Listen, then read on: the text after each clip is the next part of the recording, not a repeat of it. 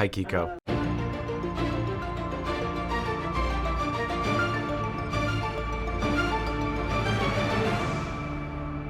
Thank you for taking the time. Thank you. My pleasure. Hello, Gus. How are you doing? Good, how you doing? Doing well. Thanks for taking the time. I appreciate it. Sure. Hey, so this film revisits a real crime from the 70s. What first drew you to this story, and why do you think it feels relevant today?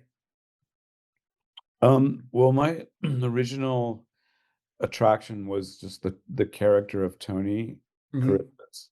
Um, I mean, he was really attempting something very strange to like Hmm. kidnap his mortgage broker Right. to like, and his request was a an apology from the company for like stealing his land from him.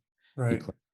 that he was claiming. And the way that he sounded on the 911 call was very uh, intense. You know, he was both cracking. It was almost like Robin Williams, like cracking jokes and also like trying to like entice the police at the same time. Right. And trying to get the police to take him seriously and get police cars down to the mortgage company because he had like a statement that he wanted to make.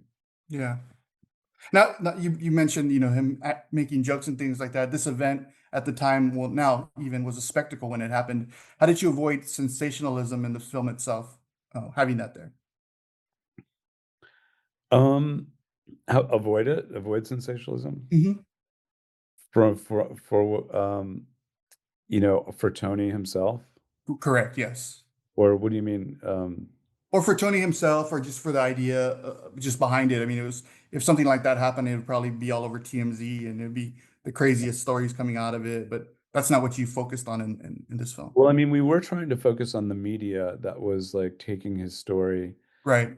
and publicizing it. That was his angle was that the media he would see him and hear his demands and give him like basically a voice and um, a press conference that he eventually Hmm. asked for, where he would speak to like the entire United States, and black out all the ABC, NBC, and CBS, have a blackout, and him alone would be speaking to the public. That was his intention, and which basically came through, Yeah. and it happened. When working with true events like this, how do you decide what to stay on fact with, and what to allow more interpretation or emotion into the narrative? Um, well, I mean, I guess since you're already you're having other people play the characters that are based on real people, it's already kind of distorting what would be maybe the truth. Right. So you're kind of already into a fictional area, but our sources were always um, you know guides to keep it on track as far as what really happened, because what we were interested in was the true events, Mhm. as much as we could adhere to them. Do you see a through line that connects this film to any of your past films like Drugstore Cowboy or My Own Private Idaho or even Elephant, or anything else that you might Yeah, might I pop mean, into me? it related a lot to Drugstore Cowboy, and maybe To Die For, those 2 films.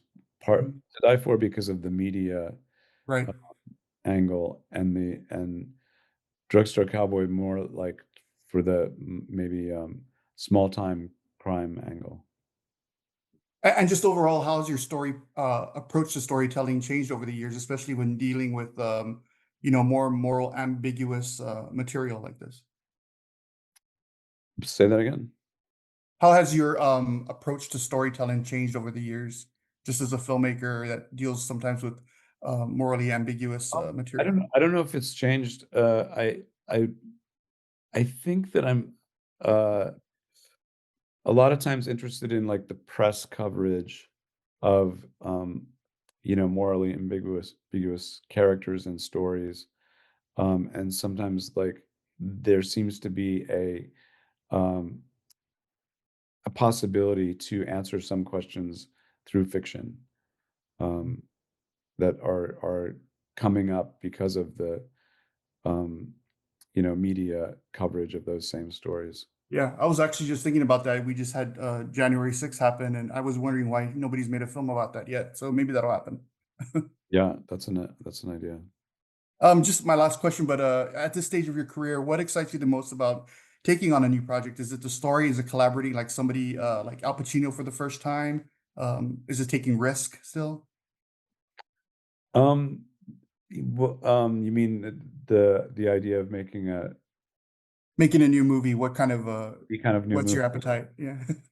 I don't know. I think they each have like personalities of their own and Hmm. requirements of their own. I think there's the sort of given not expectation that if you have a bigger actor, it's going to make the film more attractive to the public, which is probably true. Um, and then at the same time, there's room for new faces and new actors that Hmm. can also like do the same thing. Like attract the public. But yeah, each one has its own journey of creation. Great. Gus, thank you so much for taking the time to speak about your new film. It was an honor, and congratulations on everything that's going on in your career. And we can't wait to tell more people about it. Great, thank you. All right. Have a good day. See you.